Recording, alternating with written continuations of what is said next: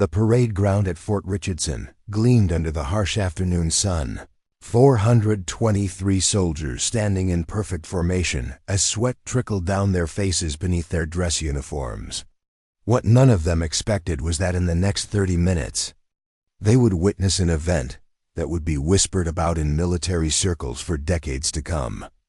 A moment when assumptions would shatter as completely as the bones in a man's wrist, and when a quiet supply clerk would reveal capabilities that would redefine everything they thought they knew about strength, training, and justice. But before we jump back in, tell us where you're tuning in from. And if this story touches you, make sure you're subscribed, because tomorrow, I've saved something extra special for you. Sergeant Maya Chen had perfected the art of invisibility over her 18 months at Fort Richardson. At 26 years old, she moved through the sprawling military base like morning mist, present but unnoticed, efficient but unremarkable. Her black hair was always pulled back in regulation style, her uniform pressed to perfection, and her dark eyes held a careful neutrality that revealed nothing of the storms that sometimes raged beneath the surface. Working in the quartermaster's office meant dealing with supply requests, inventory management, and the endless paperwork that kept a military base functioning. Maya handled requisitions for everything from bootlaces to armored vehicle parts, her desk positioned in the far corner of the building, where the fluorescent lights hummed constantly and the air conditioning never quite worked properly. She preferred it that way. The corner gave her a clear view of everyone who entered while keeping her back protected, habits that most people would consider paranoid, but that felt as natural to Maya as breathing. "Chen, I need the quarterly ammunition reports by 1500 hours," called out Master Sergeant Patricia Williams, the office supervisor whose voice carried the authority of someone who had spent 22 years in the Army and had no patience for inefficiency.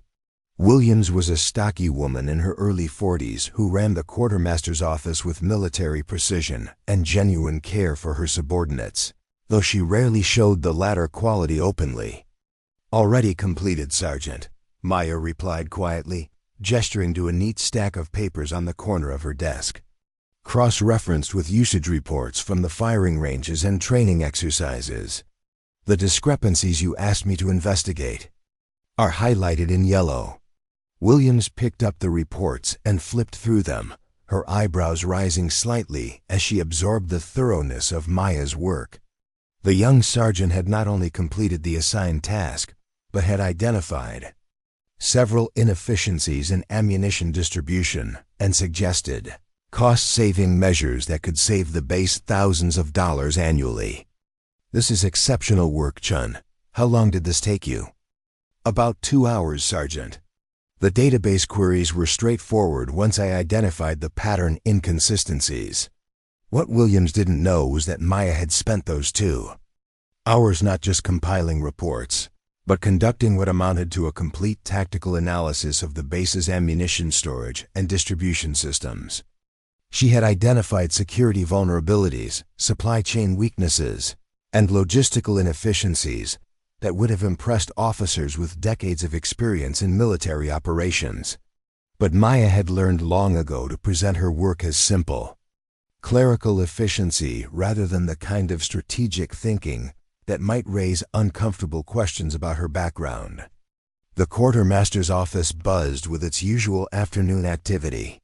Corporal James Martinez was processing vehicle maintenance requests while complaining about the heat. Private Lisa Thompson was updating inventory databases while listening to music through earbuds that technically violated regulations, and Specialist Robert Kim was handling equipment checkout procedures while trying to convince everyone within earshot to join his weekend hiking expedition. Maya found the routine comforting in its predictability. After months of chaos and uncertainty, the mundane challenges of supply management provided a structure that allowed her mind to rest. She had become exceptionally good at appearing busy, while remaining alert, handling her assigned tasks with mechanical efficiency, while maintaining constant awareness of her surroundings and the people in them. "Chen, you've got a visitor," announced Private Thompson, nodding toward the office entrance where a tall figure in dress uniform was approaching Maya's desk with the kind of confident stride that immediately drew attention from everyone in the quartermaster room. Captain Derek Morrison stood 6 feet 3 inches tall with the kind of classical good looks that belonged on recruiting posters. His blonde hair was perfectly styled within military regulations. His blue eyes held an intensity that most people found either attractive or intimidating, and his uniform displayed ribbons and commendations that spoke of a distinguished career trajectory. At 32 years old, he had achieved his current rank through a combination of family connections, political savvy, and carefully managed public relations rather than battlefield experience, though few people were positioned to recognize the distinction.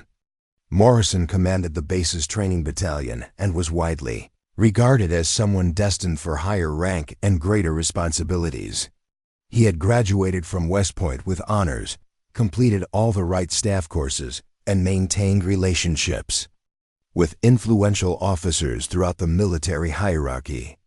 His personnel file contained glowing evaluations and recommendations from superiors, who appreciated his ability to handle administrative challenges and represent the Army at public events with polish and professionalism. What those evaluations didn't capture was Morrison's tendency to view his position as providing certain privileges regarding how he interacted with subordinates, particularly female soldiers who he believed should be grateful for his attention and accommodating of his expectations. He had never faced serious consequences for behavior that pushed boundaries, because he was skilled at maintaining plausible deniability and because his family's political connections provided a protective shield that most people were reluctant to challenge. "Sergeant Chen," Morrison said, his voice carrying the kind of authority that expected immediate compliance. "I need to discuss some irregularities in training ammunition allocations. My office, now." Maya looked up from her computer screen, her expression remaining carefully neutral despite the warning signals that began firing in her mind. Morrison's tone contained an edge that had nothing to do with ammunition discrepancies, and his body language suggested this conversation had very little to do with official business. "Sir, if there are problems with ammunition allocations, I can pull the relevant files and we can review them here," Maya replied professionally. "Master Sergeant Williams is available if you need supervisory oversight for any adjustments to Master Sergeant Williams is available if you need supervisory oversight for any adjustments to supervisory oversight for any adjustments to Ziffer. Our distribution procedures." Morrison's smile was sharp and predatory. "I'd prefer to handle administrative matters privately, Sergeant. Preparing and narrating this story took us a lot of time, so if you are enjoying it, subscribe to our channel. It means a lot to us. Now back to the story. Fewer distractions, more efficient resolution of problems. I'm sure you understand the value of efficiency." The rest of the office had gone quiet, though everyone was pretending to focus on their work while actually listening to the exchange. Maya could feel the tension building in the room as her colleagues sensed something unsettling about Morrison's demeanor and tone, but none of them were positioned to intervene without risking their own careers by challenging a superior officer. Maya stood slowly, her movements controlled and deliberate. "Of course, sir. Let me gather the files you'll need to review." "That won't be necessary," Morrison said quickly. "I have all the documentation I need in my office. This is more about clarifying certain procedures and expectations." Master Sergeant Williams approached from her desk, her instincts clearly warning her that something was wrong with this interaction. "Sir, if there are concerns about our ammunition management procedures, I should be involved in any discussions about modifications or corrections." Morrison turned his attention to Williams with the kind of cold stare that reminded everyone present of the significant rank differential and the potential consequences of questioning an officer's decisions. "Sergeant Williams, I appreciate your diligence, but this is a matter that requires direct Discussion with the personnel responsible for the specific irregularities I've identified. Your input will be requested if it becomes necessary. The dismissal was clear and absolute. Williams had no choice but to step back, though her expression showed obvious concern about sending Maya alone to Morrison's office.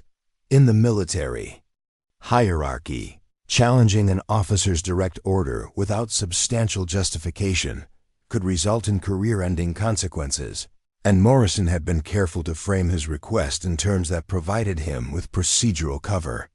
Maya gathered her garrison cap and followed Morrison toward the exit, her mind rapidly calculating options and contingencies. She had hoped to avoid this kind of situation entirely, but 18 months of maintaining a low profile had apparently not been enough to escape the attention of someone who viewed her as an easy target. As they walked across the base toward the administrative building that housed Morrison's office, Maya's awareness expanded to include every detail of their route, potential escape paths, and the locations of other personnel who might witness whatever Morrison had planned. The administrative building was quieter than the quartermaster's office, with most personnel either attending training exercises or handling duties elsewhere on the base. Morrison's office was located on the second floor at the end of a hallway. That provided privacy for sensitive discussions, but also isolation that could be used for less appropriate purposes. As they climbed the stairs, Morrison maintained a running commentary about base operations and training schedules that sounded professional enough to any casual observer, but contained subtle undertones that made Maya's skin crawl.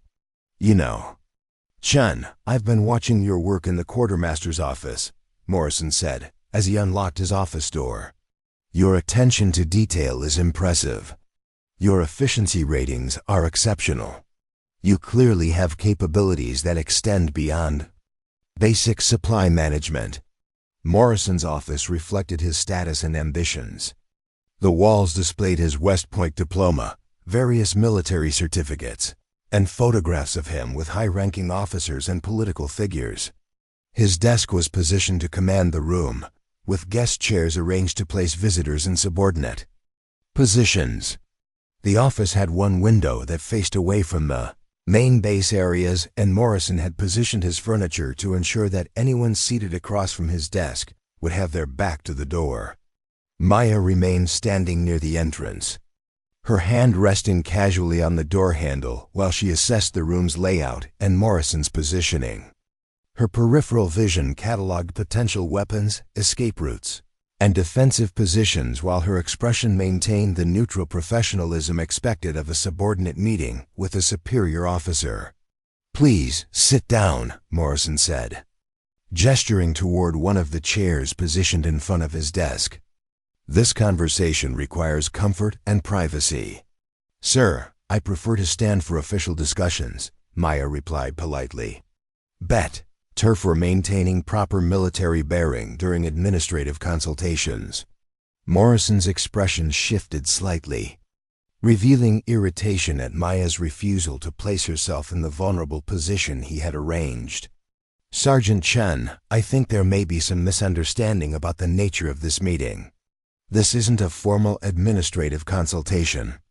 This is a private discussion between two professionals about opportunities for career advancement and mutually beneficial arrangements." Maya's muscles tensed imperceptibly as Morrison's intentions became clearer. She had encountered variations of this scenario before, in different contexts in different locations, but the underlying dynamics were depressingly familiar. Morrison believed he held all the power in this situation, and that Maya would be forced to comply with whatever he demanded in order to protect her career and position. "Sir, if this concerns my performance or opportunities for advancement, Master Sergeant Williams should be included in our discussion. Chain of command protocols ensure proper documentation and oversight for any career-related decisions." Morrison moved closer, his proximity clearly intended to intimidate and dominate the interaction. "Chen, you seem to be missing the point of this conversation. Sometimes opportunities arise that exist outside normal channels.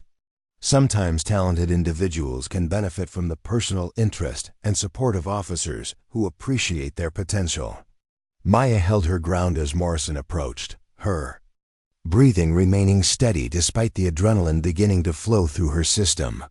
"Sir, I believe there may be some confusion about my interests and expectations. I'm focused entirely on performing my assigned duties efficiently and maintaining professional standards in all interactions." "Professional standards," Morrison repeated, his tone becoming mocking. "You know, Chen, professional standards can be flexible when the situation calls for it. Successful military careers often depend on understanding when strict adherence to regulation should be balanced against personal relationships and mutual accommodation." Morrison reached out toward Maya's shoulder, his intention clearly to physically control her position and force compliance with his agenda. His fingers were inches from making contact when Maya moved with speed and precision that transformed the entire dynamic of the encounter in less than 2 seconds. Maya's left hand intercepted Morrison's reaching arm at the wrist, her fingers closing around the joint with surgical precision that immediately restricted blood flow and nerve function. Simultaneously, her right hand struck Morrison's elbow with carefully calculated force that hyperextended the joint beyond its normal range of motion, while her body positioning used Morrison's forward momentum against him. The biomechanics of Maya's defense were flawless. Morrison's own aggressive movement provided the force that drove his wrist into Maya's grip, while his extended arm became a lever that she controlled completely. The pain was instantaneous and overwhelming, but Morrison's shocked attempt to pull away only increased the pressure on joints that were already stressed beyond their structural limits. "Sir," Maya said calmly, maintaining her grip while Morrison's face contorted with pain and surprise, "I believe you may want to reconsider your approach to this conversation." Morrison tried to use his size advantage to overpower Maya's hold, but his movement only demonstrated how completely she controlled the biomechanics of their interaction.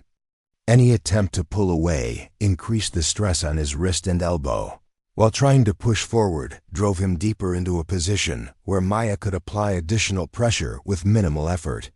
"Let go of me," Morrison gasped, his voice strained with pain and disbelief. "This is assault on a superior officer. You're destroying your career." Maya's expression remained professionally neutral, though her eyes now held a hardness that Morrison was seeing for the first time. "Sir, I'm defending myself against what appeared to be unwanted physical contact. Military regulations are quite clear about maintaining appropriate boundaries in professional interactions." Morrison's attempts to escape Maya's hold were becoming more desperate and less coordinated as pain affected his ability to think strategically.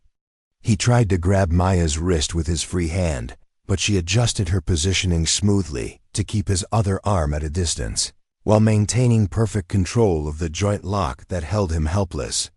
"You don't understand who you're dealing with," Morrison snarled, his carefully maintained composure dissolving as he realized that his assumptions about Maya's vulnerability had been completely wrong.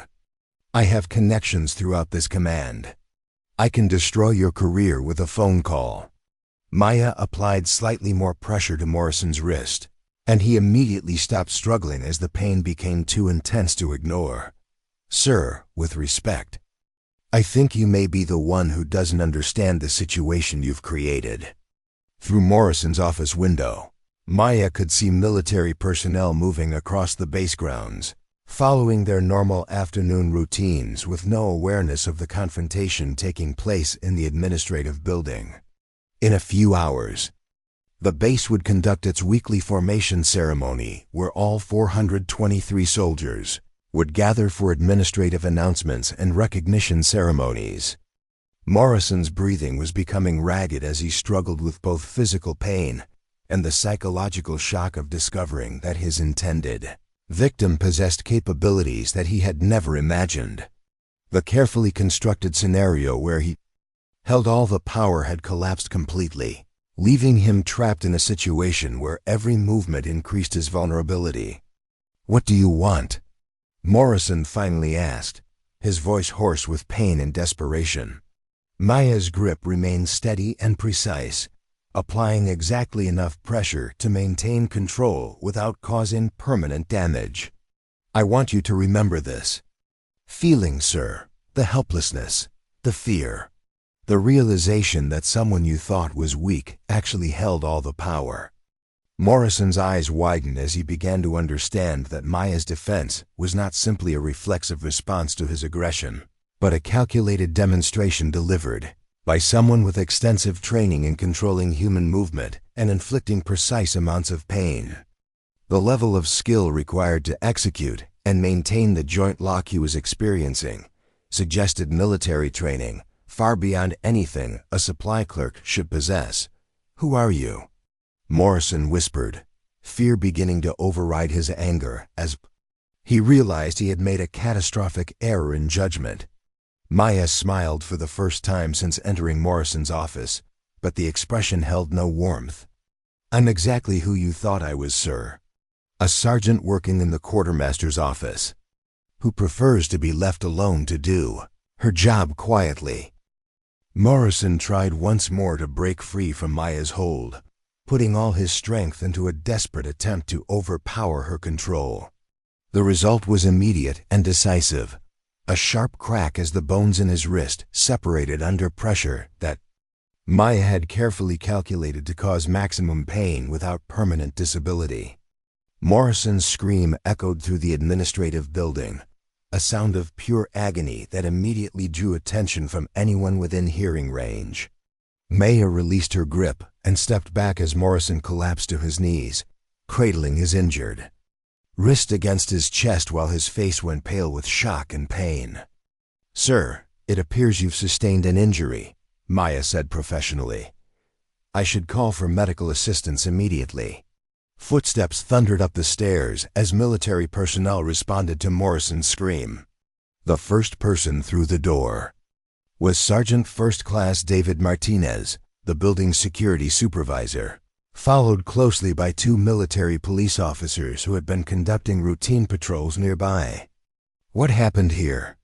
Martinez demanded, taking in the scene of Morrison on the floor holding his wrist while Maya stood calmly near the door. "Captain Morrison appears to have injured his wrist during our administrative discussion," Maya replied. Evenly, "I was just about to request medical assistance." Morrison tried to speak through gritted teeth, but the pain was too intense for him to form coherent words. The military police officers immediately began assessing the situation, their training directing them to secure the scene and gather preliminary information before making any assumptions about what had occurred. Word of the incident spread through Fort Richardson with the speed that only military bases can achieve. Within 30 minutes, the story had reached every corner of the installation, though the details became increasingly distorted as the tale passed from person to person. What everyone agreed on was that Captain Morrison had been found injured in his office following a meeting with Sergeant Chen, and that Chen herself appeared completely unharmed and maintained that Morrison's injury was accidental. Master Sergeant Williams arrived at the administrative building as soon as she heard about the incident, her face showing the concern of a supervisor who feared that one of her soldiers had become involved in a situation that could have serious consequences for everyone involved. She found Maya sitting quietly in a conference room while military police officers completed their preliminary investigation. "Chen, are you all right?" Williams asked, studying Maya's face for any signs of distress or injury. "I'm fine, Sergeant," Maya replied calmly. "Captain Morrison requested a private meeting to discuss ammunition allocation procedures. During our conversation, he sustained an injury to his wrist. I immediately sought assistance and remained to provide any information needed for the incident report." Williams had worked with Maya for 18 months and had never seen her display anything but professional competence and emotional stability. The young sergeant's calm demeanor in the aftermath of what appeared to be a serious incident was consistent with her usual approach to challenging situations, but Williams couldn't shake the feeling that there were aspects of this story that she wasn't understanding. "Maya," Williams said quietly, using her first name to signal a more personal conversation. "If something inappropriate happened in that office, you need to tell me. The Army has procedures for protecting soldiers who report misconduct, and I will personally ensure that you're treated fairly throughout any investigation." Maya met Williams' eyes directly, her expression showing appreciation for the older woman's concern, while revealing nothing about the true nature of what had occurred in Morrison's office. "Master Sergeant Williams, I appreciate your support. More than you know. Captain Morrison sustained an accidental injury during what should have been a routine administrative meeting. I provided appropriate assistance and am fully prepared to cooperate with any official investigation." The careful phrasing of Maya's response told Williams everything she needed to know about the situation, while providing no information that could be used against either of them if the conversation were ever scrutinized by higher authorities. Maya was protecting both herself and Williams by maintaining the fiction that Morrison's injury was accidental, while also communicating that she was neither traumatized nor in need of additional protection. Colonel Robert Hayes, Fort Richardson's commanding officer, arrived at the administrative building as medics were loading Morrison onto a stretcher for transport to the base hospital. Hayes was a career infantry officer with 30 years of experience who had commanded units in multiple combat zones and had little patience for administrative drama that distracted from his installation's mission. "What's the situation?" Hayes asked Sergeant First Class Martinez, who had been designated as the senior enlisted supervisor responsible for the initial response. "Sir, Captain Morrison sustained what appears to be a significant wrist injury during a private meeting with Sergeant Chen from the quartermaster's office. Sergeant Chen reports that the injury occurred accidentally during their administrative discussion. Captain Morrison was in too much pain to provide a detailed statement before medical evacuation." Hayes studied Maya through the conference room window, noting her calm posture and professional demeanor. "What's Sergeant Chen's background?" Martinez consulted his clipboard. 18 months at Fort Richardson, assigned to quartermaster operations. Exemplary performance ratings, no disciplinary issues. Generally regarded as a model soldier by her supervisors and colleagues. Colonel Hayes had commanded military installations for over a decade and had developed instincts about personnel. Situations that went beyond what appeared in official reports. Something about this incident felt significant in ways that extended beyond a simple accidental injury, but he also recognized that rushing to judgment without complete information could create problems that were worse than the original situation. "I want a complete investigation," Hayes ordered. "Interview everyone who was in the administrative building this afternoon. Review security footage if it's available. Talk to Morrison's colleagues about any recent interactions he may have had. With Sergeant Chen, I want to understand exactly what happened in that office." As evening approached, Fort Richardson buzzed with speculation about the incident between Captain Morrison and Sergeant Chen. The official story was that Morrison had sustained an accidental injury during an administrative meeting, but rumors circulated about everything from romantic entanglements to financial improprieties to cover-ups involving higher-ranking officers. Maya returned to her quarters in the enlisted housing area, a small but comfortable room that she had organized with the same precision she applied to her work in the quartermaster's office. Her personal belongings were minimal and carefully arranged, giving no indication of the complex history that had brought her to Fort Richardson or the skills she had demonstrated during her confrontation with Morrison. As she prepared for sleep, Maya reflected on the day's events and their potential consequences. Morrison would undoubtedly attempt to retaliate once he recovered from his injury, but his ability to credibly claim that Maya had assaulted him was limited by the fact that he would have to explain why he had requested a private meeting with a subordinate, and what had occurred during that meeting to provoke a defensive response. Maya had learned long ago that the most effective way to handle predators like Morrison was to demonstrate capabilities that made future aggression inadvisable while maintaining enough plausible deniability to avoid official consequences. Morrison's broken wrist would serve as a permanent reminder that his assumptions about Maya's vulnerability had been dangerously wrong, while the circumstances of the injury would make it difficult for him to seek retribution without admitting to behavior that could destroy his own career. Outside her window, Maya could see other soldiers moving through the base as they completed their evening routines. Tomorrow would bring the weekly formation ceremony, where 423 soldiers would gather to hear administrative announcements and witness recognition ceremonies. Maya wondered if Morrison would be sufficiently recovered to attend, and whether he would have the courage to look at her directly after discovering that his intended victim possessed capabilities that he had never imagined. The investigation into Morrison's injury would continue for several days, but Maya was confident that her careful handling of the situation would protect her from serious consequences while establishing boundaries that would discourage future harassment.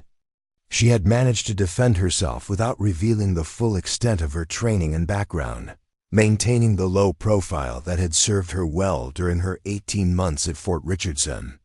As Maya drifted off to sleep, she allowed herself a moment of satisfaction at having successfully navigated a dangerous situation without compromising her carefully constructed civilian identity.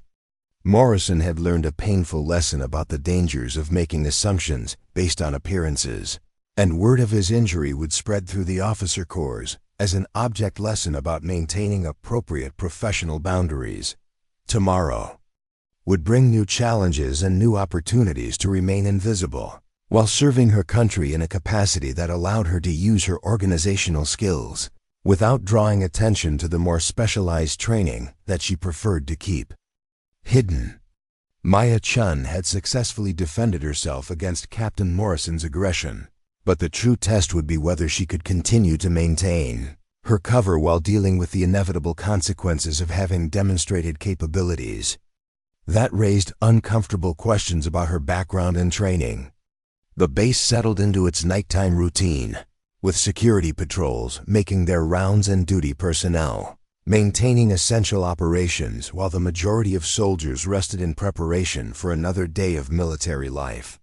In the base hospital, Captain Morrison was recovering from surgery to repair his fractured wrist while military investigators prepared to interview him about the circumstances that had led to his injury. Maya Chen slept peacefully in her quarters, her dreams untroubled by the day's violence. She had done what was necessary to protect herself, and tomorrow she would return to the quartermaster's office to continue her work as a supply clerk who preferred to remain unnoticed and unexamined. The art of invisibility required constant vigilance, but Maya had perfected that skill long before arriving at Fort Richardson. The story of what had really happened in Morrison's office would remain between Maya and the man who had learned too late that some people possessed capabilities far beyond what their current circumstances might suggest. True strength often hid behind quiet competence, and the most dangerous opponents were frequently those who appeared to be the most vulnerable. Fort Richardson would continue its mission of training soldiers and supporting military operations. But the events of this afternoon had subtly altered the dynamics of power and respect that governed daily interactions between personnel of different ranks and backgrounds. Maya Chen had sent a message that would resonate throughout the base's social structure, even if most people never understood the true significance of Captain Morrison's mysterious injury. The morning would bring formation ceremony where 423 soldiers would gather to hear announcements and witness the recognition of outstanding performance. Maya would stand in formation with her fellow enlisted personnel, maintaining the same professional anonymity that had served her well for 18 months. But for those who knew how to read the signs, her presence would carry a different weight after her encounter with Morrison. Some battles were won through overwhelming force, but others were won through precise application of exactly the right amount of pressure at exactly the right moment. Chen had chosen her response carefully, achieving her objectives while maintaining plausible deniability and protecting her ability to continue serving in the capacity she preferred. The art of remaining invisible while delivering decisive messages was a skill that few people mastered. But Maya had learned those lessons in environments where failure meant death rather than simply career disappointment. As Fort Richardson settled into the quiet hours before dawn, Sergeant Chen rested peacefully, knowing that she had successfully defended herself while protecting the carefully constructed identity that allowed her to serve her country without attracting the kind of attention that had forced her to leave her previous life behind. The weekly formation ceremony at Fort Richardson began at precisely 0800 hours, with 423 soldiers arranged in perfect rows across the main parade ground. The morning sun cast long shadows between the formations as soldiers stood at attention. In their dress uniforms, waiting for Colonel Hayes to begin the administrative announcements that marked the start of another week on the base. Chen stood in the third row of her formation, her posture matching the military bearing of every other enlisted soldier around her. To any casual observer, she appeared indistinguishable from her peers, another sergeant fulfilling her obligation to participate in the weekly ritual that reinforced unit cohesion and military discipline. Her face showed the same neutral expression she had worn for 18 months, revealing nothing of the calculations running through her mind as she scanned the assembled officers and noted the conspicuous absence of Captain Morrison. Master Sergeant Williams had positioned herself at the front of the quartermaster personnel formation, her experienced eyes occasionally glancing toward Maya with the subtle concern of a supervisor who understood that yesterday's incident with Morrison could have consequences that extended far beyond a simple accidental injury. Williams had spent the previous evening reviewing Maya's personnel file, searching for any details that might explain how a supply clerk had become involved in a situation that resulted in a superior officer requiring surgical intervention. Colonel Hayes stepped to the podium that had been positioned at the front of the formation, his command presence immediately focusing the attention of every soldier present. Behind him, the base's senior staff arranged themselves according to protocol, though several officers appeared more tense than usual during what should have been a routine ceremony. "Good morning, Fort Richardson," Hayes announced, his voice carrying clearly across the parade ground. "Before we begin today's administrative business, I want to address an incident that occurred yesterday in the administrative building." A ripple of heightened attention passed through the formation as soldiers realized they were about to receive official information about the rumors that had circulated throughout the base since Morrison's injury. Maya remained motionless, though. Her peripheral vision cataloged the positions and reactions of everyone within her field of view. "Captain Derek Morrison sustained injuries yesterday that required medical treatment," Hayes continued. "The circumstances surrounding this incident are currently under investigation by the appropriate authorities. Until that investigation is complete, I expect all personnel to focus on their assigned duties and avoid speculation that could interfere with the fact-finding process." The colonel's carefully neutral tone conveyed more information than his words suggested. By addressing the incident publicly while providing minimal details, Hayes was signaling that the situation was significant enough to require command attention while also warning against gossip that could complicate an ongoing investigation. "However," Hayes added, his voice taking on a sharper edge, "I want to be absolutely clear about Fort Richardson's policies regarding professional conduct and appropriate interactions between personnel of different ranks. This command has zero tolerance for any behavior that violates military regulations or compromises the safety and dignity of any soldier under my authority." Maya's expression remained unchanged, but she recognized the subtext of Hayes' statement.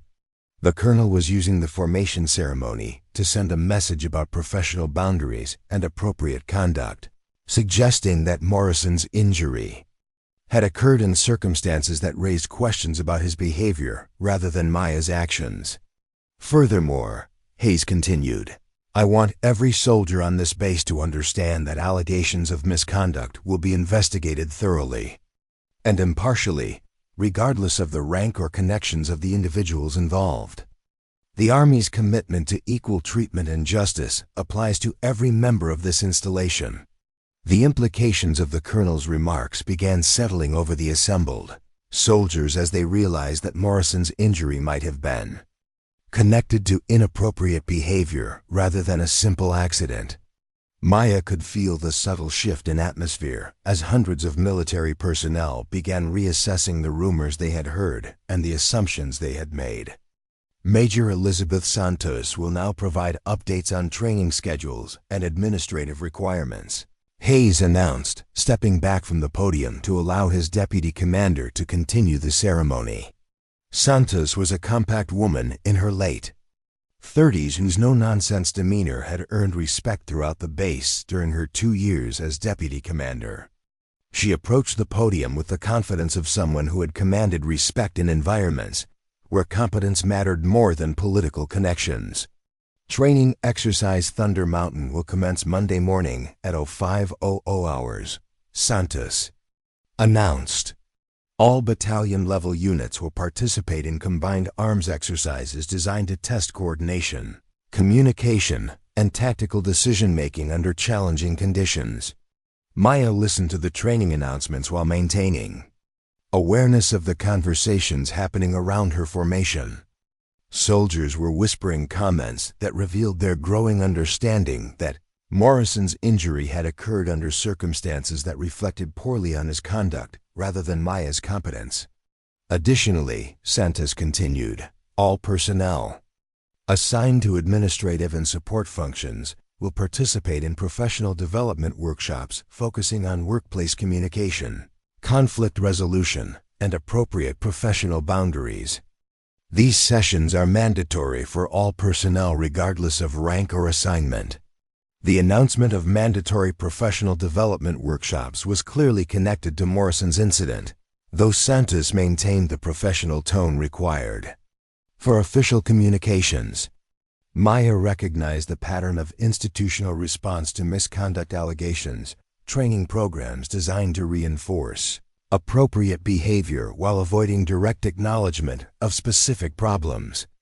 As the formation ceremony continued with routine announcements about base operations and administrative procedures, Maya became increasingly aware that she was the subject of covert observation from multiple directions. Officers and senior enlisted personnel were glancing in her direction with expressions that ranged from curiosity to concern to calculation.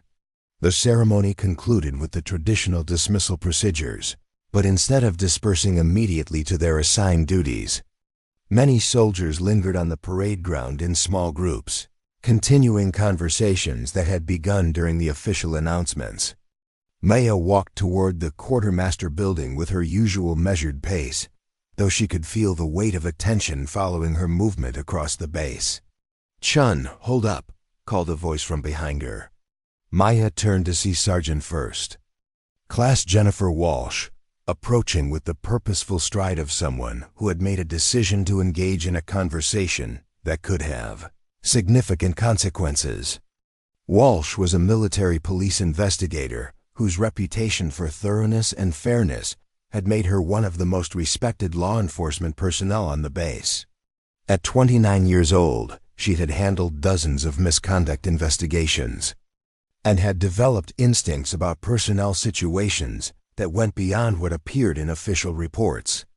"Sergeant Walsh," Maya acknowledged professionally, stopping to face the investigator while maintaining awareness of the other soldiers still moving around the parade ground.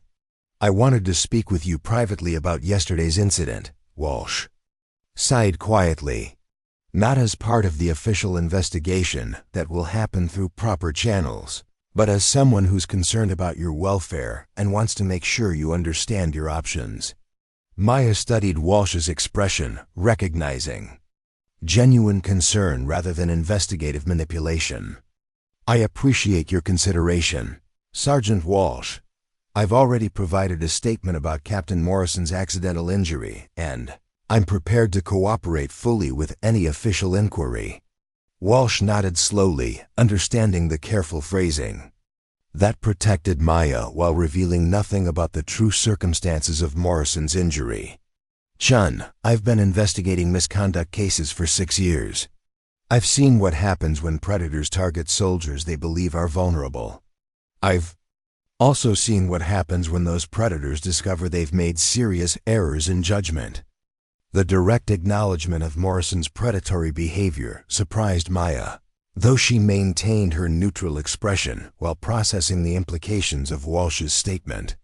The investigator was clearly operating with information that went beyond the official reports, suggesting that Morrison's pattern of inappropriate conduct was known to military police personnel, even if it hadn't resulted in formal charges. Sometimes, Walsh continued, situations resolve themselves in ways that serve justice better than formal legal proceedings. Sometimes predators learn lessons that prevent future victims from being harmed. And sometimes the best outcome for everyone involved is when those lessons are learned privately rather than through public proceedings that could harm innocent people. Maya recognized that Walsh was offering her an opportunity to provide additional information about Morrison's conduct while also suggesting that the investigator was sympathetic to defensive actions taken against sexual predators.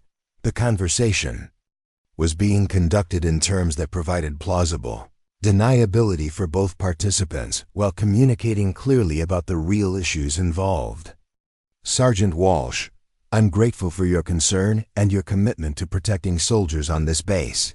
Maya replied carefully. Yesterday's incident was unfortunate, but I believe it may serve as a learning experience that benefits everyone involved.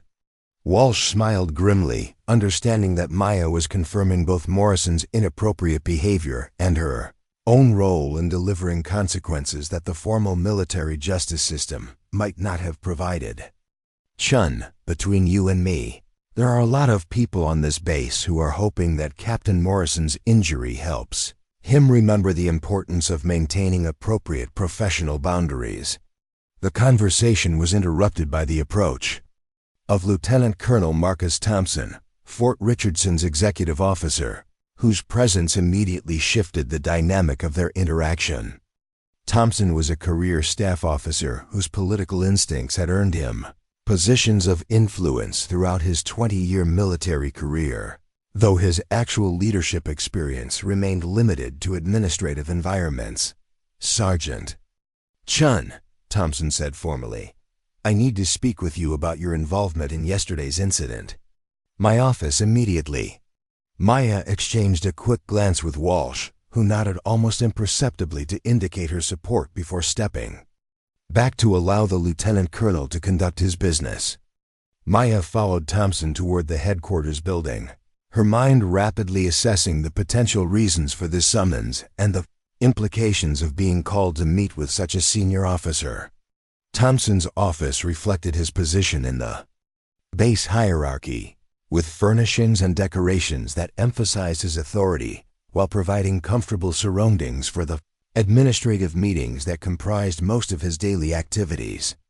Unlike Morrison's office, Thompson's space was arranged to facilitate productive conversations rather than to intimidate visitors, though the rank structure still placed Maya in a clearly subordinate position. Sergeant Chen, please sit down, Thompson said, gesturing toward a chair positioned across from his desk. I want to discuss your statement about yesterday's incident and clarify some details that may be important for the ongoing investigation. Maya seated herself carefully, maintaining the alert posture that allowed her to react quickly to changing circumstances while projecting the professional demeanor expected during interactions with senior officers. Sir, I'm prepared to provide any additional information that might be helpful for understanding what occurred. Thompson consulted a file on his desk, his expression suggesting careful consideration of information that extended beyond Maya's official statement. Your report indicates that Captain Morrison sustained his injury accidentally during an administrative discussion about ammunition allocation procedures. However, several aspects of this account have raised questions among the investigating officers. Maya maintained her composed expression while calculating the most appropriate response to Thompson's implied skepticism. "Sir, I reported the events as I observed them. Captain Morrison requested a private meeting to discuss what he described as irregularities in ammunition management, and during our conversation he sustained an injury that required immediate medical attention. The medical report indicates that Captain Morrison's wrist was fractured in a manner consistent with extreme rotational force applied with considerable precision." Thompson continued. The orthopedic surgeon who treated him described the injury pattern as unusual for an accidental occurrence. Maya recognized that Thompson was probing for information about her background and capabilities without directly accusing her of deliberately injuring Morrison. The lieutenant colonel's approach suggested that he suspected more had occurred than Maya's official statement indicated, but that he was also reluctant to pursue charges that could expose Morrison's inappropriate conduct. "Sir, I'm not qualified to assess medical conclusions about injury patterns," Maya replied evenly. "I can only report what I observed during our meeting and the assistance I provided when Captain Morrison appeared to be in distress." Thompson leaned back in his chair, studying Maya with the calculating expression of someone trying to solve a puzzle with incomplete information. "Sergeant Chen, your personnel file shows exemplary performance ratings and no history of disciplinary problems. Your supervisors describe you as reliable, competent, and professional in all your interactions." Maya nodded acknowledgement of Thompson's assessment while wondering where his questioning was leading. The lieutenant colonel's tone suggested that he was building toward a conclusion that he hadn't yet revealed, though his careful approach indicated awareness that the situation involved complexities beyond what appeared in the official reports. "However," Thompson continued, "your file also shows some unusual gaps in your background information. Your military education records are limited, your previous duty assignments are vaguely documented, and your references from prior service are restricted in ways that suggest classified or sensitive information." Maya's pulse quickened slightly. As Thompson's investigation began approaching areas that she had hoped to keep concealed indefinitely, the personnel file restrictions had been designed to protect her identity and background, but a determined investigation by someone with appropriate clearances could potentially uncover information that would compromise her carefully constructed cover story. "Sir, my previous assignments involved routine administrative duties that were documented according to standard military procedures," Maya replied, maintaining her calm demeanor despite the growing danger that Thompson's inquiry represented. Thompson opened another file and consulted documents that Maya couldn't see from her position across the desk. "Sergeant Chen, I've been in contact with personnel security specialists who reviewed your background as part of the investigation into yesterday's incident. Some interesting information has emerged from that review." Maya prepared herself mentally for the possibility that her cover had been compromised, calculating options for damage control and potential responses to various levels of exposure. The investigation into Morrison's injury had clearly expanded beyond simple fact-finding about the immediate incident to include deeper scrutiny of her background and qualifications. "It appears," Thompson said slowly, "that your previous military service included assignments that involved specialized training and responsibilities that extend significantly beyond routine administrative duties. Training that might explain how you were able to respond so effectively when Captain Morrison's meeting took an unexpected turn." Maya maintained her neutral expression while recognizing that Thompson had discovered at least some information about her actual background and capabilities. The question now was how much he knew and what he intended to do with that information. "Furthermore," Thompson continued, "the personnel security review revealed that your current assignment to the quartermaster's office was specifically requested through channels that suggest ongoing oversight by military intelligence agencies.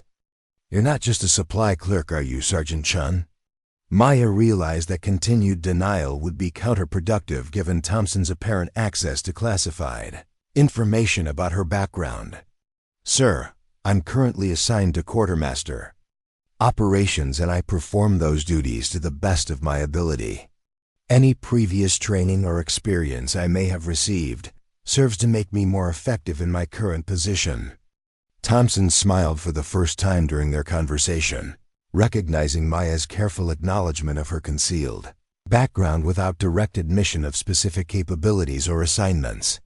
Sergeant Chen, I want you to understand that this investigation is not about determining whether you acted inappropriately in defending yourself against Captain Morrison's conduct. Based on what I've learned about both your background and his, I'm confident that you responded to a threatening situation with exactly the level of force necessary to protect yourself while avoiding permanent harm to him. Maya felt some of the tension leave her shoulders as Thompson's intentions became clearer. The lieutenant colonel was not trying to build a case against her, but rather ensuring that he understood the full context of Morrison's injury so that he could make appropriate recommendations about how to proceed with the investigation. However, Thompson added, your presence on this base raises questions that extend beyond yesterday's incident. Personnel with your background and training don't typically request assignments to routine supply operations unless there are compelling reasons that involve ongoing missions or special circumstances. Maya recognized that Thompson was fishing for information about her assignment to Fort Richardson and the reason she had left her previous duties. Sir, sometimes experienced personnel prefer assignments that allow them to serve effectively without the complications that can accompany high-visibility positions. Thompson nodded understanding, recognizing that Maya was communicating her desire for anonymity and routine duties without revealing details about the circumstances that had motivated that preference. I can appreciate the appeal of simpler responsibilities after complex operational environments. The challenge is balancing your preference for low-profile assignments with the reality that your capabilities may be needed for situations that exceed normal base requirements. Maya sensed that Thompson was building toward a proposal or assignment that would change her current status at Fort Richardson. Sir, I'm prepared to serve in whatever capacity best supports the mission and the welfare of personnel on this base. Excellent, Thompson replied, opening yet another file that appeared to contain official orders or assignment documents. Because your response to yesterday's situation, combined with your background and demonstrated capabilities, has attracted attention from higher headquarters that may result in expanded responsibilities. Maya waited silently for Thompson to explain what changes were being proposed, though she suspected that her confrontation with Morrison had compromised the anonymity that she had worked to maintain for 18 months. The commanding general has requested a full briefing on the incident involving Captain Morrison and your role in resolving that situation, Thompson announced. Based on that briefing, there may be opportunities for you to contribute to base security operations in ways that utilize your specialized training while maintaining appropriate discretion about your background. Maya understood that she was being offered a choice between continued attempts to maintain her cover story or acceptance of expanded duties that would acknowledge her actual capabilities while providing new opportunities to serve effectively. The decision would determine whether she could continue her quiet existence as a supply clerk or whether she would be drawn back into the kind of operational environment she had hoped to leave behind. Sir, I appreciate the confidence that higher headquarters has expressed in my abilities, Maya replied carefully. I'm willing to discuss how my experience might contribute to base operations while maintaining the operational security requirements that govern my current assignment. Thompson consulted his watch and gathered the files on his desk. The commanding general will arrive this afternoon for the briefing. I recommend that you prepare to discuss your background and capabilities in detail, as well as your preferences for future assignments that balance your skills with your personal objectives. Maya stood as Thompson dismissed her, Understanding that the afternoon briefing would mark the end of her 18-month effort to remain invisible at Fort Richardson, Morrison's inappropriate conduct and her defensive response had set in motion a chain of events that would force her to acknowledge publicly the training and experience she had worked to conceal. As she walked back toward the quartermaster building, Maya reflected on the irony that Morrison's attempt to victimize her had resulted in recognition that could advance her career in directions she hadn't considered. The Predator's assumption about her vulnerability had led to consequences that extended far beyond his broken wrist to potentially transform her entire military assignment. The afternoon would bring new challenges and new decisions about how to balance her preference for anonymity with her obligation to serve effectively in whatever capacity the Army required. Maya Chen had successfully defended herself against Morrison's aggression, but the true test would be whether she could adapt to expanded responsibilities while maintaining the emotional equilibrium that had motivated her request for routine duties. Fort Richardson's investigation into Morrison's injury had evolved into something much larger than simple fact-finding about an alleged accident. Maya's background and capabilities were now subjects of official scrutiny that could lead to assignments involving the specialized skills she had hoped to leave dormant indefinitely. The art of remaining invisible required constant adaptation to changing circumstances, and Maya would need to demonstrate that adaptability during her afternoon meeting with the commanding general.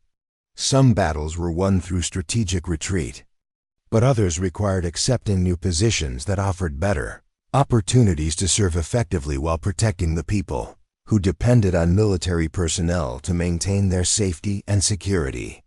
Maya's encounter with Morrison had taught her that even carefully constructed anonymity could be shattered by circumstances beyond her control, but it had also reminded her that her training and experience could serve important purposes when applied to protect others from predators who abused their positions of authority.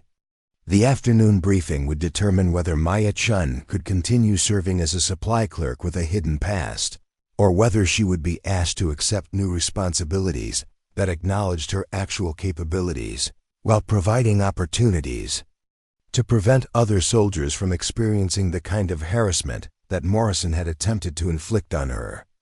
Brigadier General Patricia Holbrook arrived at Fort Richardson in a convoy of black vehicles that immediately drew attention from every soldier on the base. At 53 years old, she commanded the Regional Military Intelligence Division with the kind of quiet authority that came from 3 decades of service in the most challenging environments the Army could provide. Her presence at what should have been a routine base meant that Maya's situation had escalated far beyond local command interest. Maya waited in the headquarters conference room, dressed in her most formal uniform and mentally prepared for a conversation that could determine the trajectory of her remaining military service.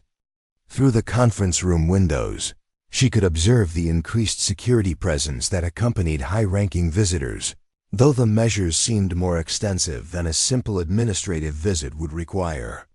General Holbrook entered the conference room accompanied by Colonel Hayes and Lieutenant Colonel Thompson, along with 2 additional officers whose insignia indicated specialized assignments that Maya couldn't immediately identify. The general's bearing reflected years of experience making decisions that affected thousands of personnel and millions of dollars in resources, though her expression suggested genuine interest in understanding Maya's situation rather than rendering predetermined judgment. "Sergeant Chen," General Holbrook said as she took her seat at the head of the conference table, "thank you for making yourself available for this discussion. I understand that recent events have raised questions about your background and current assignment that require clarification at levels above your immediate chain of command." Maya stood at attention until directed to sit, then positioned herself to maintain eye contact with the general while remaining aware of the other officers present. "Ma'am, I'm prepared to provide whatever information is needed to support your assessment of the situation." General Holbrook opened a thick file that contained documents Maya couldn't see from her position across the table.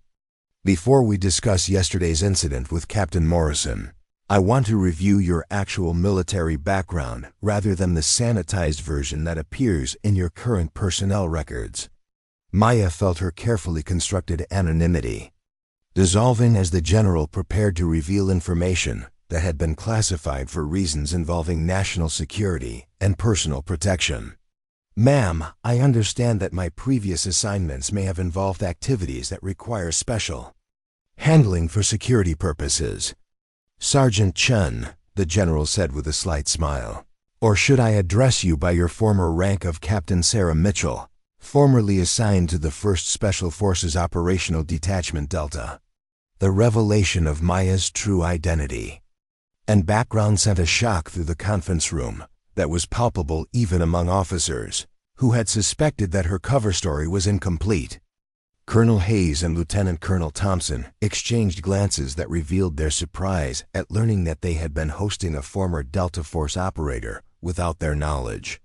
Maya maintained her composure despite the exposure of information she had hoped to keep concealed indefinitely.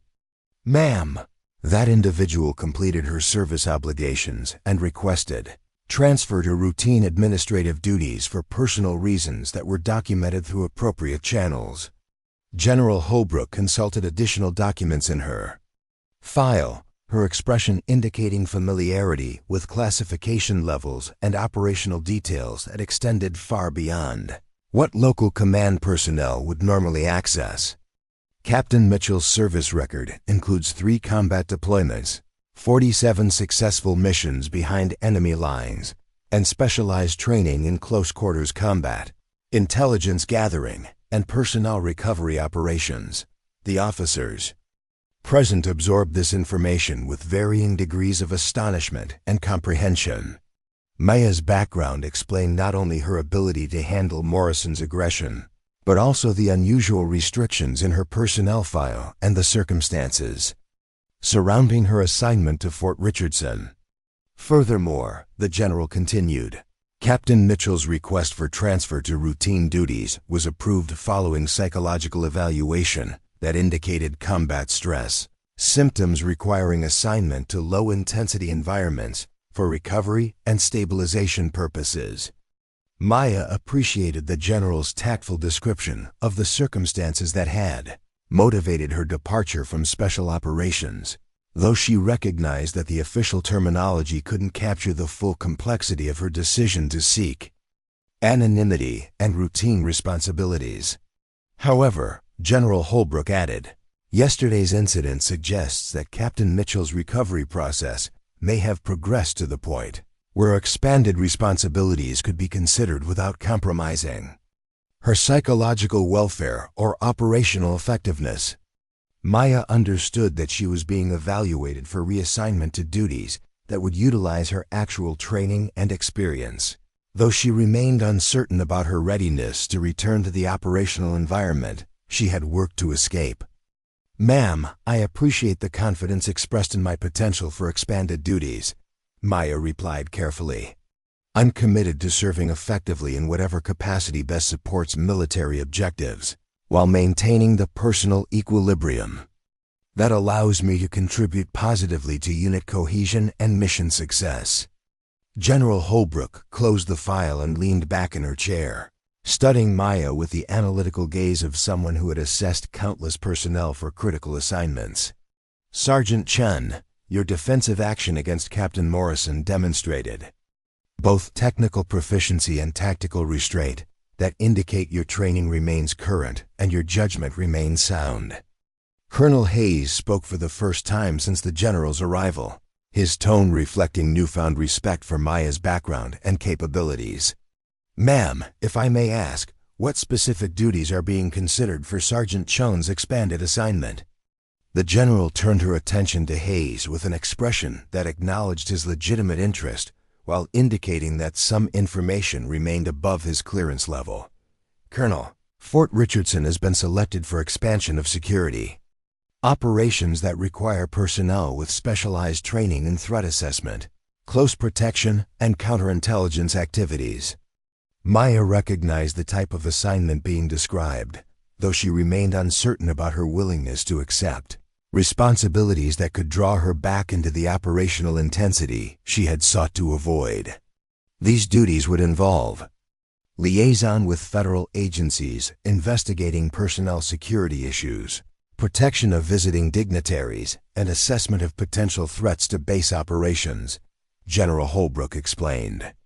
The position requires someone with combat experience, advanced training, and demonstrated ability to handle sensitive situations with appropriate discretion. Lieutenant Colonel Thompson consulted notes he had prepared for the briefing.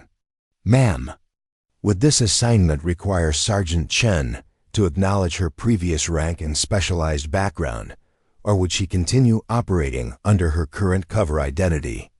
General Holbrook smiled at Thompson's question, recognizing the operational complexity he was identifying. The position would require acknowledgement of her actual background to personnel with appropriate clearances, while maintaining her current identity for routine base operations and public interactions. Maya realized that she was being offered an opportunity to utilize her specialized training while maintaining some of the anonymity that had allowed her to recover from the psychological stress of her previous assignments. The hybrid approach could provide meaningful work without the full intensity of operational deployment.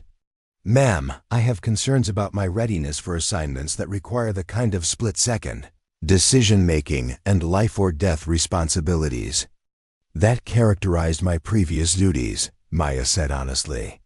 "Yesterday's incident with Captain Morrison was defensive rather than operational, and I'm uncertain about my capacity for sustained high-stress activities." General Holbrook nodded approvingly at Maya's self-assessment, recognizing the wisdom of someone who understood her own limitations and recovery requirements. "Captain Mitchell, your awareness of your current capabilities and constraints demonstrates exactly the kind of judgment that makes you suitable for the position I'm describing." Maya appreciated the general's use of her former rank, though. She remained focused on understanding the full scope of what was being proposed. "Ma'am, could you provide additional details about the operational tempo and stress levels associated with the security duties you're describing?" "The assignment would involve primarily preventive activities rather than reactive operations," the general explained. "Threat assessment, personnel screening, security planning, and liaison coordination rather than direct action or combat engagement." Maya considered the proposal while weighing her desire for continued anonymity against her obligation to serve effectively and her growing recognition that complete withdrawal from meaningful responsibilities might not serve her long-term recovery interests. Additionally, General Holbrook continued, the position would include supervisory responsibilities for training other personnel in personal protection and threat recognition techniques. Your experience could help prevent other soldiers from encountering situations similar to what occurred with Captain Morrison. The opportunity to help protect other personnel from predators like Morrison resonated with Maya's sense of purpose and her commitment to using her capabilities for constructive rather than purely defensive purposes. "Ma'am, I'm interested in learning more about the specific duties and reporting relationships that would be involved in this assignment," Maya replied. "I want to ensure that I can contribute effectively while maintaining the personal stability that allows me to serve reliably over extended periods." General Holbrook gathered her files and prepared to conclude the briefing. "Excellent. You'll receive detailed assignment information within 72 hours, along with orders transferring you to the newly established Security Operations Division. Your current rank will be restored along with the security clearances required for your expanded duties." Colonel Hayes addressed the general with obvious curiosity about the broader implications of Maya's reassignment. "Ma'am, will Fort Richardson be receiving additional personnel with specialized backgrounds to support the expanded security operations?" "Colonel, your installation has been selected as a pilot program for integrating recovered special operations personnel into base security functions," the general replied. "Captain Mitchell's performance will help determine whether similar assignments are appropriate for other personnel transitioning from high intensity Operational environments. Maya understood that she was being asked to serve as a test case for helping other special operations veterans find meaningful roles that utilized their training while accommodating their recovery requirements. The responsibility was both challenging and purposeful in ways that routine supply duties could never provide. "Ma'am, I'm honored to contribute to a program that could help other veterans transition successfully to sustainable service assignments," Maya said. "I accept the position and the responsibilities associated with serving as a model for similar assignments." General Holbrook stood, signaling the conclusion of the formal briefing. "Captain Mitchell, your country appreciates your continued service and your willingness to accept expanded responsibilities.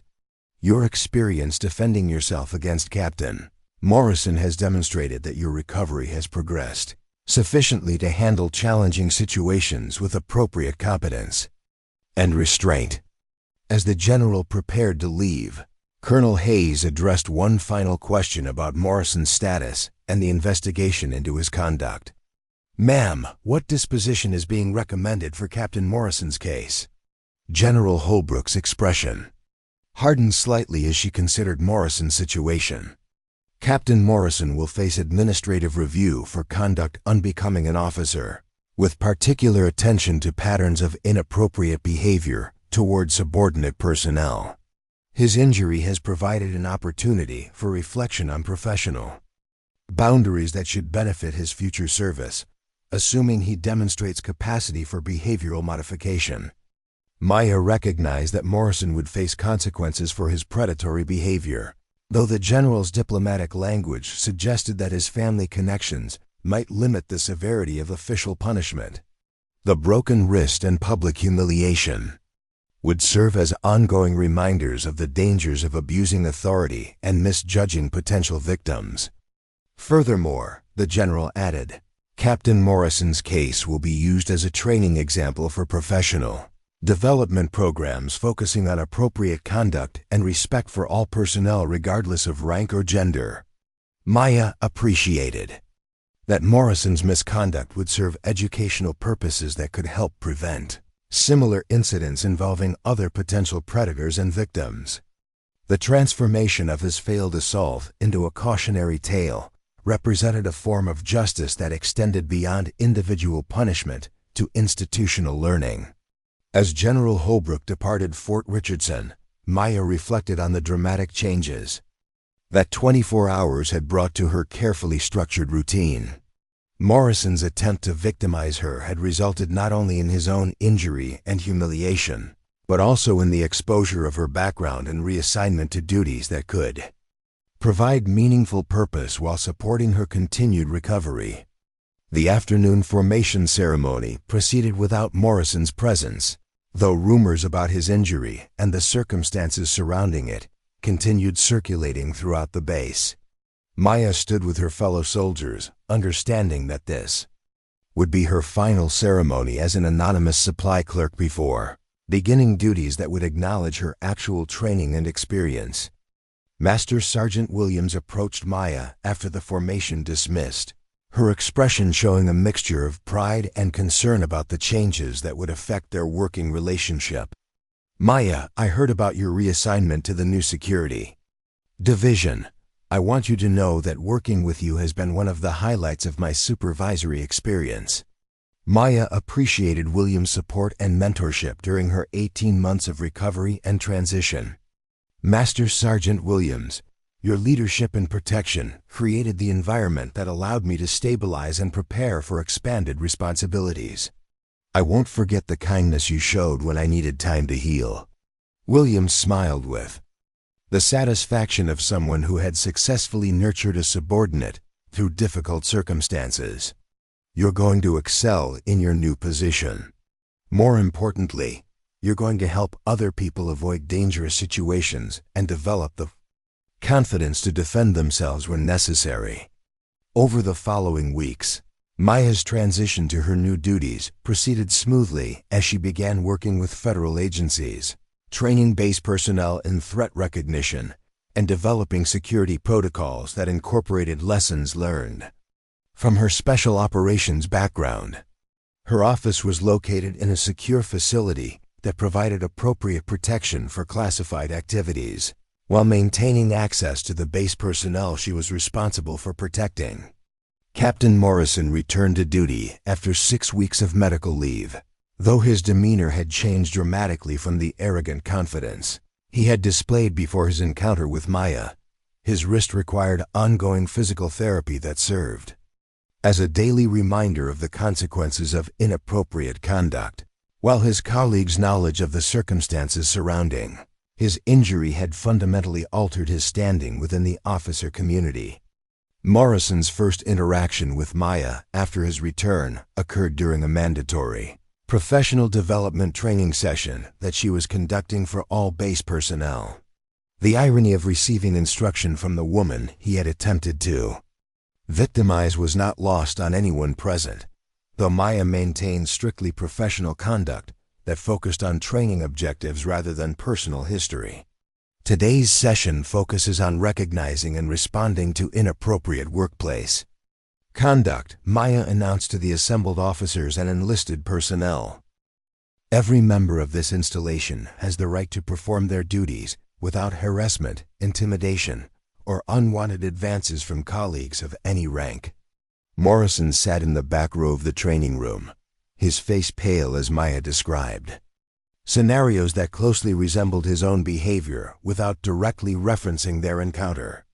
The training was designed to prevent future incidents while reinforcing institutional commitment to appropriate professional boundaries.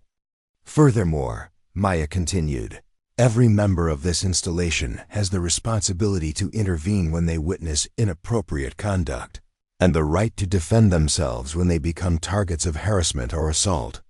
The training session served multiple purposes beyond simple education, establishing Maya's authority in her new role, while demonstrating her commitment to protecting all personnel from predators who might abuse their positions.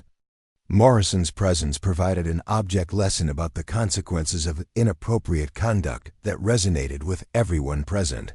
3 months after her reassignment, Maya received recognition for developing training programs that had been implemented at military installations throughout the region. Her success in transitioning from combat operations to institutional security had validated the pilot program and led to similar opportunities for other special operations veterans seeking meaningful roles that accommodated their recovery requirements. Jake Brennan, the arrogant pilot from the original story, had been replaced in Maya's narrative by Morrison, who served as a different kind of antagonist whose comeuppance provided lessons about respect, boundaries, and the dangers of underestimating people based on appearances or current circumstances. Maya's journey from anonymous supply clerk to recognized security specialist demonstrated that recovery from operational stress was possible when supported by understanding leadership and meaningful opportunities to contribute. Her defensive action against Morrison had catalyzed changes that benefited not only her own career trajectory, but also the safety and welfare of countless other personnel who would benefit from improved training and security protocols. The story concluded with Maya finding balance between utilizing her specialized capabilities and maintaining the personal stability that allowed her to serve effectively over extended periods. Her encounter with Morrison had taught her that complete withdrawal from meaningful responsibilities was neither necessary nor beneficial for her recovery, while her new duties provided purpose and satisfaction that routine administrative work could never match. Fort Richardson became a model installation for integrating recovered special operations personnel into base security functions, while Maya's training programs were adopted throughout the military as examples of effective harassment prevention and personal protection education. Morrison's broken wrist healed completely, though his reputation and career prospects remained permanently affected by his failed attempt to victimize someone he had catastrophically underestimated. Maya Chen, formerly Captain Sarah Mitchell, had successfully navigated the transition from anonymous survivor to recognized leader, proving that recovery was possible and that specialized training could serve constructive purposes, even after operational careers concluded. Her story became an inspiration for other veterans seeking to rebuild their lives while continuing to serve their country in meaningful capacities. The 423 soldiers who had witnessed the aftermath of Morrison's encounter with Maya learned lasting lessons about respect, courage, and the importance of never judging others based on superficial appearances or temporary circumstances. True strength often resided in quiet competence, while the most dangerous people were frequently those who appeared most vulnerable to predators seeking easy targets. Maya's transformation from victim to protector exemplified the military's capacity for redemption and growth, while Morrison's humbling experience served as a cautionary tale about the consequences of abusing authority and disrespecting fellow service members. The broken wrist had healed, but the lessons learned from that fracture would resonate throughout Fort Richardson for years to come. 1 year later, the auditorium at the Pentagon buzzed with quiet anticipation as military leaders from across all branches gathered for the annual Conference on Personnel Protection and Institutional Reform. The stage was set for presentations that would influence policy affecting millions of service members worldwide. Though few attendees realized they were about to hear from someone whose personal experience had sparked revolutionary changes. About to hear from someone whose personal experience had sparked revolutionary changes. They were about to share military culture and training protocols. Captain Sarah Mitchell walked to the podium with the confident bearing of someone who had found peace with her past, while embracing responsibilities that extended far beyond personal survival. Her uniform displayed ribbons that told a story of courage under fire, though the most significant battles she had fought were not commemorated by any decoration the military could award. Behind her, a large screen displayed statistics showing dramatic reductions in harassment incidents across installations that had implemented her training programs. Distinguished guests and fellow service members, Sarah began, her voice carrying clearly to every corner of the packed auditorium. 18 months ago, I was hiding in plain sight, serving as a supply clerk while trying to forget the person I used to be. Today, I stand before you as proof that recovery is possible, that second chances can lead to greater purposes, and that sometimes our worst experiences become the foundation for our most meaningful contributions. The audience listened with rapt attention as Sarah described her journey from combat veteran struggling with operational stress to institutional reformer whose innovations had transformed how the military addressed workplace harassment and personal protection. Her presentation included video testimonials from soldiers whose lives had been changed by training programs that taught both prevention and response techniques for dangerous situations. General Patricia Holbrook, now serving as Deputy Chief of Staff for Personnel, introduced the next phase of Sarah's presentation with obvious pride in the program's success. Captain Mitchell's work has demonstrated that specialized training and lived experience can be channeled into institutional improvements that protect vulnerable personnel while empowering them with skills and confidence they never knew they possessed. Sarah activated a remote control that brought up slides showing implementation statistics from military installations worldwide. The Personal Protection Initiative has now been adopted at over 200 bases across 6 continents with measurable improvements in reporting rates, successful intervention outcomes, and overall command climate assessments. The data revealed that installations implementing Sarah's programs had experienced 60% reductions in harassment complaints, while simultaneously showing increased reporting of incidents that were addressed quickly and effectively before escalating to serious misconduct. The combination of prevention education and response training had created environments where potential predators understood they faced informed resistance, while potential victims possessed both awareness and capabilities that dramatically reduced their vulnerability. More importantly, Sarah continued, we've seen transformational changes in unit cohesion and mutual respect as service members. Learn to recognize each other's inherent dignity and potential contributions, regardless of rank, gender, or apparent circumstances. The presentation included case studies from installations where Sarah's training had prevented incidents similar to her encounter with Morrison, though she never mentioned his name or specific details that could identify individual cases.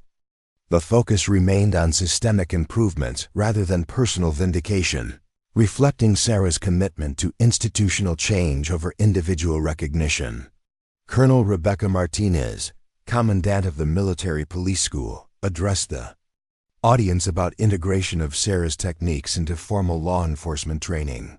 Captain Mitchell's methods have become standard curriculum for military police, security forces, and criminal investigators because they address both tactical response and psychological preparation for high-stress confrontations. Sarah's influence had extended beyond harassment prevention to encompass broader personal protection training that benefited all service members regardless of their specific vulnerabilities.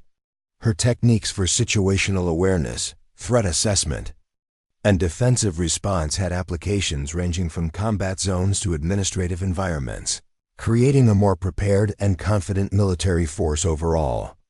However, Sarah emphasized, the most significant outcome of this initiative has been cultural transformation that values every service member's safety and potential while creating accountability for those who would abuse their positions. Authority.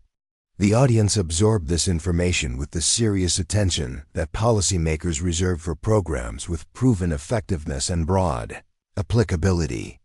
Sarah's work had demonstrated that individual experiences of trauma and recovery could be transformed into institutional assets that protected others while advancing organizational objectives. During the question and answer session, a young lieutenant from Fort Bragg stood to address Sarah directly.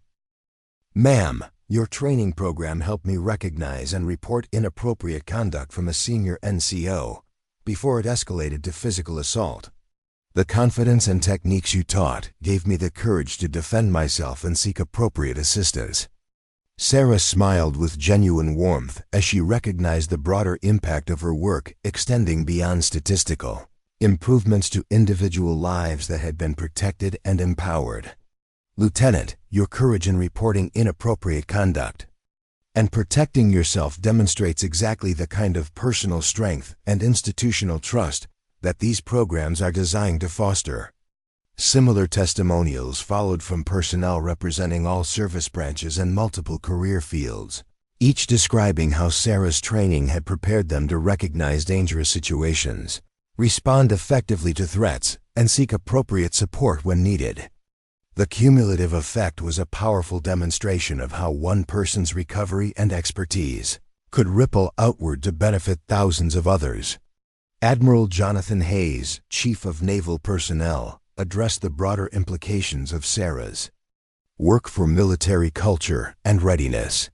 Captain Mitchell's initiative represents a fundamental shift from reactive policies that address misconduct after it occurs to proactive programs that prevent incidents while building stronger, more cohesive units. Sarah's final slide displayed a photograph of diverse military personnel training together in techniques for mutual protection and support, their faces showing the confidence and camaraderie that characterized units where everyone understood their responsibility to protect their colleagues and themselves.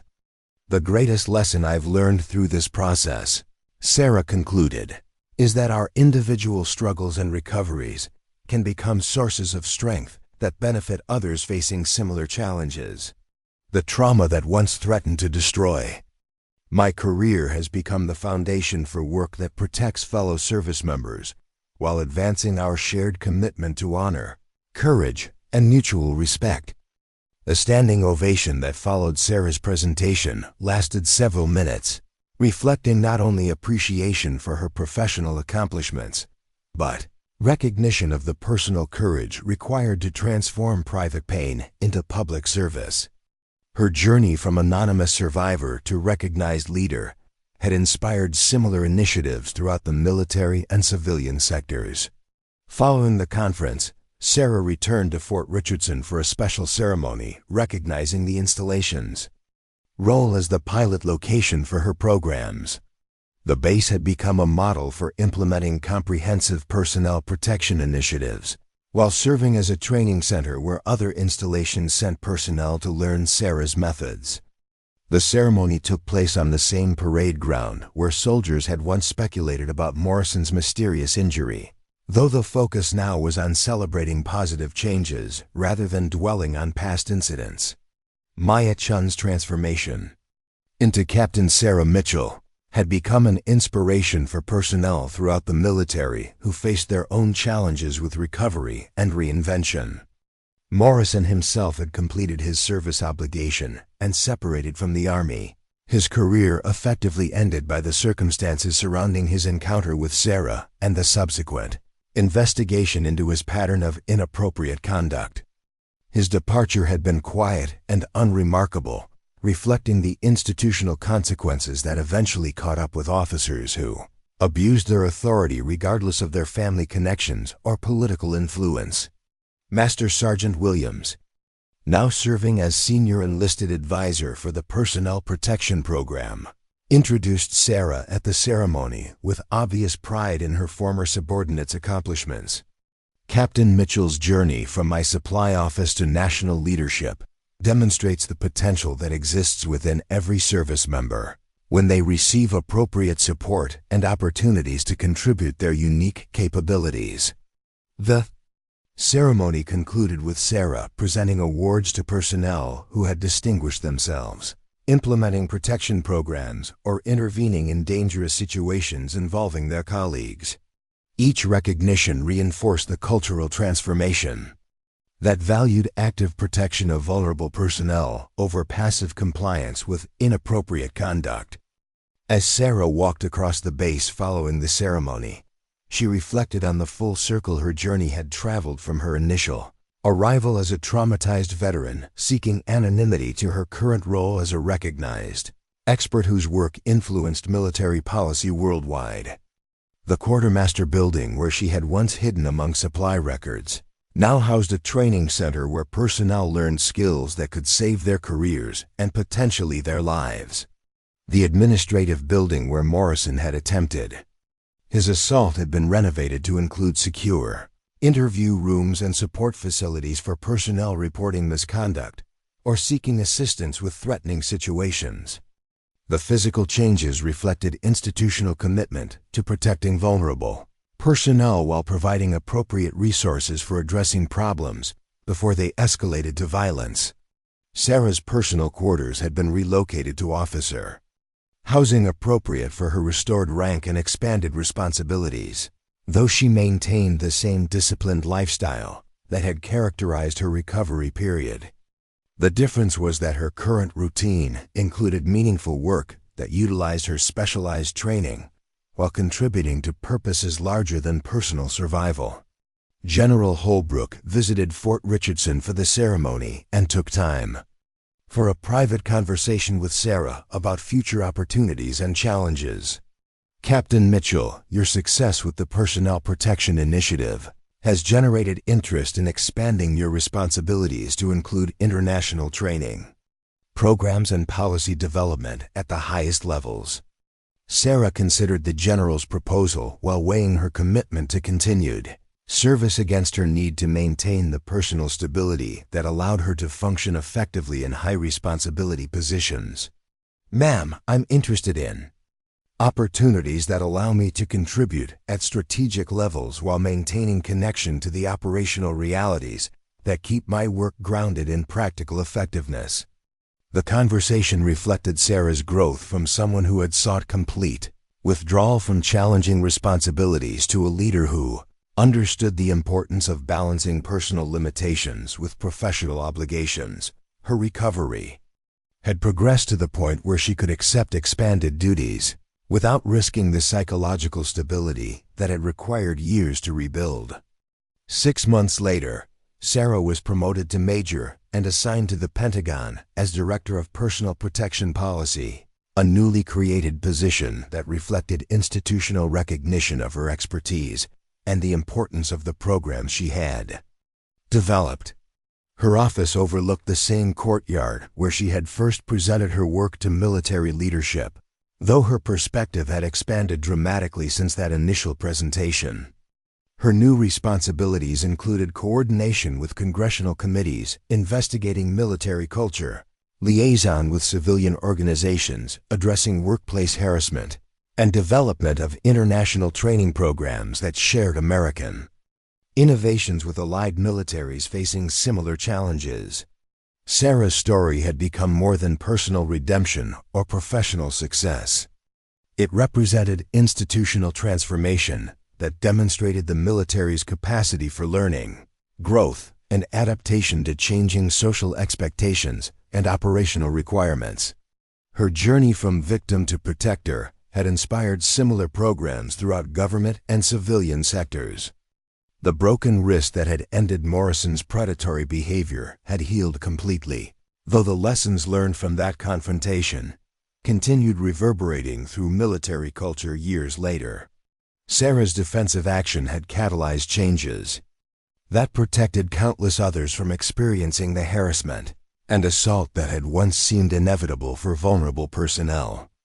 Major Sarah Mitchell's legacy extended far beyond her individual accomplishments to encompass cultural transformation that valued every service member's dignity and potential, while creating accountability for those who would abuse their positions. Her work proved that recovery was possible, that specialized expertise could be channeled into institutional improvement, and that individual courage could inspire systemic change that benefited millions of others. The art of transformation required not only personal healing, but also the wisdom to recognize how private struggles could become sources of public strength. Sarah had mastered that art while demonstrating that true leadership often emerged from those who had faced their greatest challenges and chosen to use their recovery to protect others facing similar dangers. Her story would continue inspiring future generations of military leaders who understood that genuine strength came not from dominating others but from empowering them to protect themselves and their colleagues. The final chapter of Sarah's journey was still being written, though its impact was already measured in lives saved, careers protected, and institutional culture transformed through the power of one person's courage to turn personal trauma into universal protection. Up next, you've got two more standout stories right on your screen. If this one hit the mark, you won't want to pass these up. Just click and check them out.